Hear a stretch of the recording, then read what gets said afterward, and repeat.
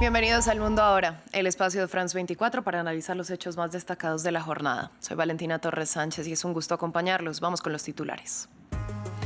El presidente de Venezuela, Nicolás Maduro, acusó a Estados Unidos de inventarse una nueva guerra y pidió quitarle la nacionalidad al opositor Leopoldo López, argumentando que hizo un llamado a la invasión. A su vez, las fuerzas militares también se unieron al rechazo del gobierno. Esto luego del anuncio del despliegue del mayor portaaviones estadounidense en el Caribe.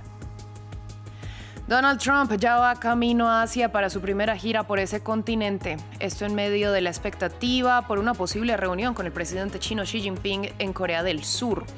A bordo del Air Force One se declaró decepcionado de Canadá, con quienes congeló las negociaciones comerciales. Hay expectativa en Irlanda, donde avanza el conteo de votos y la izquierdista Catherine Connolly se perfila como la nueva presidenta. Incluso su rival en la contienda y candidata del oficialismo, Heather Humphreys, ya la felicitó por su victoria.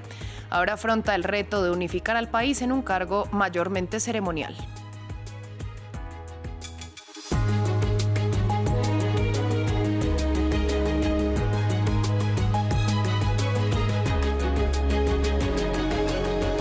Damos inicio en Venezuela, donde el presidente Nicolás Maduro acusó a Estados Unidos de inventarse una guerra. Esto luego de que Washington anunciara el despliegue de su mayor portaaviones en el Caribe. Maduro también acusó a la oposición venezolana de hacer un llamado a la invasión, por lo que pidió que se le retire la nacionalidad al opositor Leopoldo López. Las Fuerzas Armadas también condenaron el supuesto llamado a una invasión hecho por la derecha. Todo ello en medio de la declarada lucha de Donald Trump contra el narcotráfico, que ha llevado a las fuerzas de la Unión Americana a realizar al menos 10 ataques en el Caribe y el Pacífico contra presuntas narcolanchas. Y el pueblo de los Estados Unidos lo sabe. Se están inventando una nueva guerra eterna. Prometieron que más nunca se metían en una guerra. Y se están inventando una guerra que nosotros vamos a evitar. ¿Con qué? Con la movilización de los pueblos de América del Sur. Porque América del Sur y el Caribe todo dice no a la guerra, sí a la paz, sí a la prosperidad, sí a la armonía y a la convivencia. La tensión no solo se mantiene con Venezuela, sino también con Colombia. Trump incluyó el viernes al presidente Gustavo Petro, aparte de su familia, y al ministro del Interior de Colombia, Armando Benedetti, en la llamada lista Clinton, tras señalarlos de contribuir con el tráfico de narcóticos.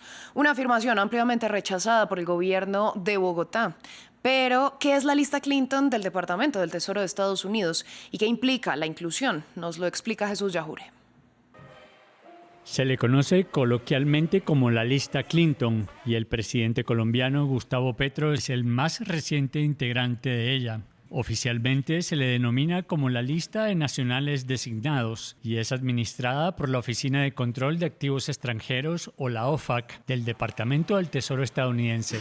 Esta lista fue lanzada en 1995 por orden del entonces presidente estadounidense Bill Clinton, ampliando el sistema de sanciones de la OFAC creada en 1950 como una herramienta de política exterior para bloquear activos chinos y norcoreanos tras la guerra de Corea. Estar en estas listas es sinónimo de aislamiento bancario y de buena parte del sistema financiero mundial. El objetivo de las listas: impedir actividades ilícitas, bloquear activos, prohibir transacciones, aplicar sanciones e identificar amenazas. Desde entonces incluye a aquellos considerados como amenazas para la seguridad nacional de los Estados Unidos. Las listas incluyen individuos, empresas, entidades, países o grupos, individuos designados terroristas, narcotraficantes, personas vinculadas a regímenes autoritarios, embarcaciones y aeronaves. Aunque Harry Truman fue el primer mandatario en usar este sistema de sanciones, fue el presidente Bill Clinton quien la usó de manera expansiva, cuando en 1995 incluyó 46 personas vinculadas al grupo narcotraficante colombiano denominado Cártel de Cali, además de 18 personas y 12 grupos designados como amenazas para el proceso de paz en Medio Oriente, lo que acabó dándole su apodo informal de la lista Clinton.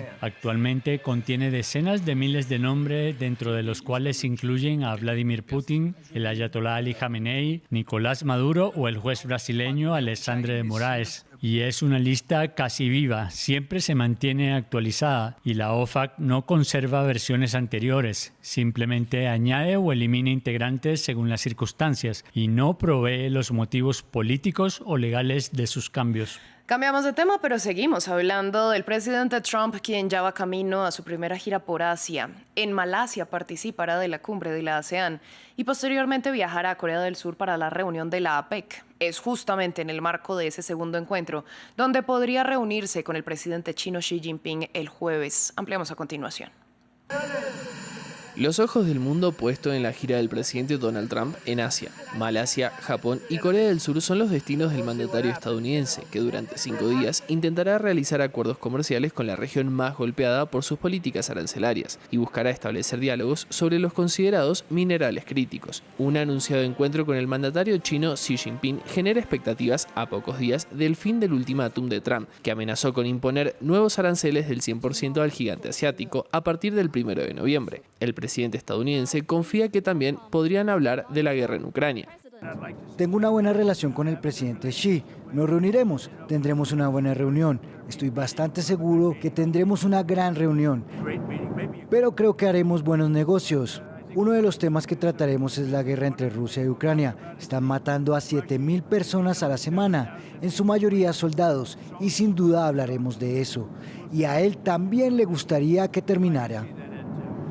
En su agenda, Trump dejará firme el acuerdo de alto el fuego logrado entre Tailandia y Camboya, tras el enfrentamiento de 5 días en julio, que dejó decenas de muertos y más de 300.000 desplazados, en una frontera aún caliente. El lunes, Trump visitará Japón, su principal aliado en la región, donde se reunirá con la nueva primera ministra japonesa, Sanae Takaichi. La posibilidad de un encuentro entre Trump y el líder de Corea del Norte, Kim Jong-un, marcaría la primera gira del mandatario estadounidense en Asia desde su regreso a la Casa Blanca en 2025. Trump aseguró estar dispuesto a dialogar, pero reconoció las posibilidades de que esto no ocurra durante la presente gira.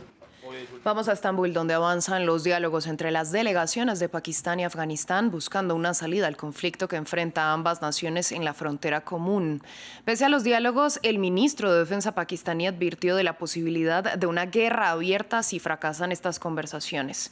Conectamos con Adrià Rocha, corresponsal de France 24. Adrià, buenas tardes. Hablemos del contexto de estos enfrentamientos y de estos diálogos.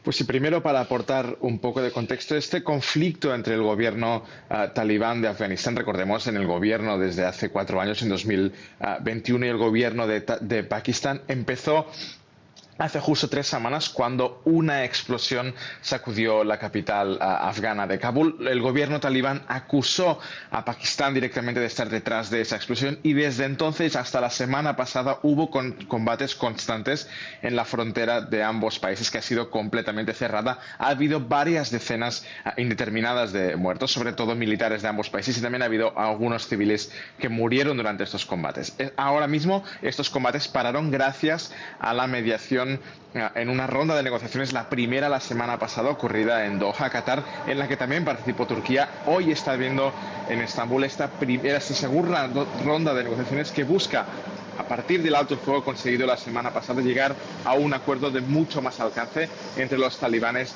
y el gobierno pakistaní. De momento esta ronda se espera que dure varios días. En los próximos días continuará con la amenaza, eso sí, que ha dicho el propio ministro de Defensa pakistaní, que ha asegurado que si las negociaciones en Estambul no dan frutos, es muy probable que en los próximos días la guerra entre Pakistán y Afganistán no solo recomience, sino que lo haga con muchísima más intensidad de lo que lo hizo hace las semanas pasadas. Adrià, también vale la pena analizar el papel de Turquía como mediador en este y otros conflictos. Pues sí, sin duda, porque Turquía en los últimos meses o incluso años se ha convertido en uno de los polos del mundo y sobre todo de la región. Eso sí, en lo que se respecta a mediación de conflictos, Turquía ha mediado en los conflictos entre Etiopía y algunas de sus milicias. También, sobre todo, Estambul fue el epicentro de las negociaciones entre Rusia y Ucrania durante la primavera de este mismo año, que llegaron a algunos acuerdos como intercambios de prisioneros, pero que no han servido hasta la fecha para llegar a ningún tipo de acuerdo que consiga parar la invasión rusa empezada lanzada en febrero de 2022 en contra de Ucrania. Por última parte, Turquía también ha tenido parte en las últimas negociaciones que fructiferaron hace algo más de una semana con ese último alto el fuego en Gaza conseguido entre la milicia de Hamas e Israel. De hecho, en este último caso, Turquía tuvo un papel primordial, según el propio presidente de los Estados Unidos, Donald Trump, en convencer a la milicia palestina de Hamas para aceptar este plan de Trump, esta propuesta de alto el fuego, para que paulatinamente Israel se vaya sacando su ejército de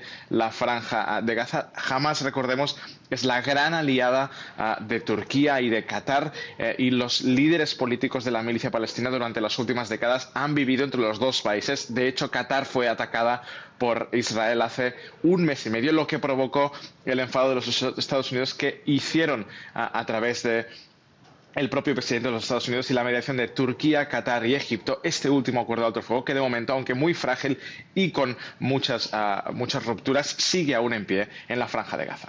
Pues Adrián, muchas gracias por esta ampliación. Nosotros ahora vamos hasta Irlanda porque mientras avanza el conteo de votos, es prácticamente seguro que la izquierdista Catherine Connolly gane la presidencia tras los comicios del viernes. Un cargo netamente ceremonial, pero que sería clave para unir a la juventud en el país. Incluso su contrincante, el aspirante por el Fine Gael, el partido de gobierno, ya la felicitó. Luisa Pulido, corresponsal de France 24 en Londres, nos amplió los detalles. A pesar de la bajísima participación en las elecciones y un altísimo número de votos anulados, la independiente Catherine Connolly se convirtió como la nueva presidenta de la República de Irlanda, la 10ª en la historia de ese país. Ella es además una representante de una coalición de partidos de izquierda que reemplazará al presidente Michael Higgins, quien terminará su periodo el 11 de noviembre. Connolly es una veterana política, abogada y diputada que ha protagonizado varias polémicas y controversias a lo largo de su carrera. Ha tomado mucha distancia muy crítica de Londres, de Bruselas, de la Unión Europea, de Estados Unidos y más recientemente de Israel, y ha hecho campaña por la reunificación de la isla de Irlanda. Ha hablado de la importancia de modificar el rol del presidente que se encarga de las relaciones internacionales. Se espera entonces que establezca y mantenga buenas relaciones con el gobierno del Fianna Fáil, que es un partido de centro derecha, que se espera también que dentro de sus prioridades impulse una agenda social enfocada con el costo de vida, que es una de las grandes preocupaciones de los irlandeses. Heather Humphrey, que era la otra candidata con la que Connolly se disputaba la presidencia, la ha felicitado, ha reconocido su victoria y ha dicho que espera que su gobierno sea en beneficio de todos los irlandeses. Y también la presidenta del Sinn Féin, que se conocía como el brazo político del IRA, Mary Lou McDonald, ha dicho que esta ha sido una victoria importante. Sin embargo, los expertos se preguntan si con el pasado, las posiciones radicales que ha tenido Connolly en el pasado a la hora, por ejemplo, de hablar del gasto de defensa que tiene Irlanda, no generará fricciones con el partido de centro derecha Fianna Fáil y el primer ministro Michael Martin. Hablamos ahora de la guerra en Ucrania. Rusia mató al menos a 4 personas, 2 de ellas en la capital, en una nueva ofensiva aérea durante la madrugada del sábado, según informaron las autoridades ucranianas. La Fuerza Aérea de Kiev indicó que Moscú lanzó al menos 9 misiles y 62 drones, 50 de los cuales fueron interceptados por las defensas antiaéreas. Moscú también aseguró que anoche interceptó 121 drones ucranianos sobre su territorio. Un día más siguen los ataques mientras se aleja la resolución diplomática prometida por Donald Trump, que esta semana anunció nuevas sanciones para Rusia tras declararse decepcionado por la falta de voluntad negociadora de su homólogo Vladimir Putin. Finalizamos con deportes porque el número 2 del mundo, hablamos de Jannik Sinner, venció al australiano Alex de Minaur en la primera semifinal en el torneo ATP 500 de Viena. Esta será la octava final de este 2025 para el italiano, que aspira a conquistar un cuarto título después del Abierto de Australia, Wimbledon y el torneo de Pekín. En la final se enfrentará al alemán Alexander Zverev, quien venció en la otra semifinal al italiano Lorenzo Musetti. Así llegamos al final de esta emisión de noticias. A ustedes les agradecemos su sintonía. Les recordamos que pueden ampliar todo nuestro contenido en la web france24.com. Quédense con nosotros que volvemos en breve.